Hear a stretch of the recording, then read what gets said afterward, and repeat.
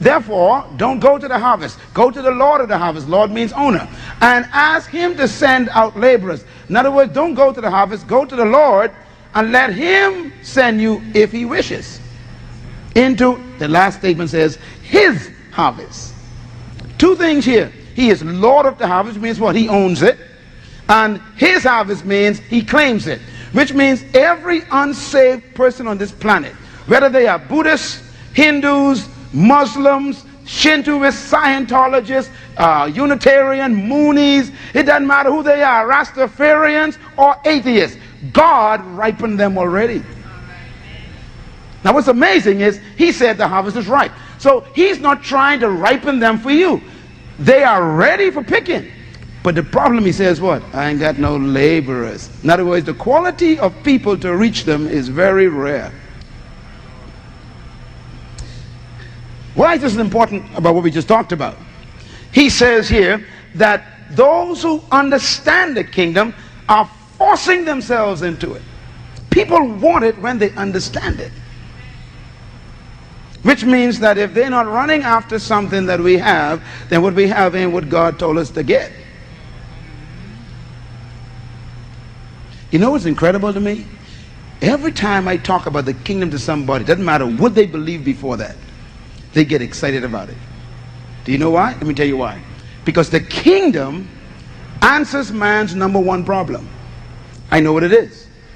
Man's number one problem, I'm going to repeat it again, is he doesn't control circumstances.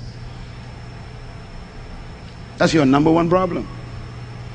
Nothing feels more helpless than when the doctor tells you, I can't do no more for you.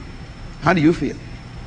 Nothing feels worse than when the banker says, your credit rating ain't good enough, we can't give you the money. You feel helpless, don't you? Nothing feels worse than when the fella say, you didn't get the job, thanks for your application. I mean, there's this sinking feeling in life when you can't control circumstances. Well, kingdom gives you power over circumstances. Let me put it another way. The reason why people pursue religion, no matter what kind of religion, is because that religion promises them power over circumstances.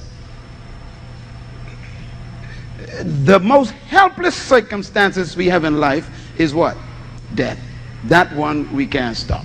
So all the religions try to offer you some kind of explanation as to how you can overcome that.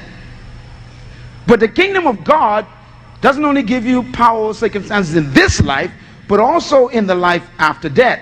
Because Christ is the only one who proved that it can be done. You know, Buddha never came back.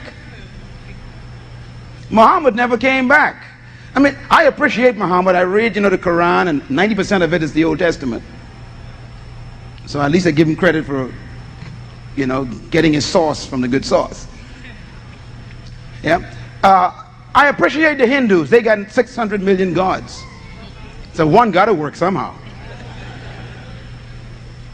But no Maharaja ever came back from the dead. So they're still not certain that they could control the circumstances of death.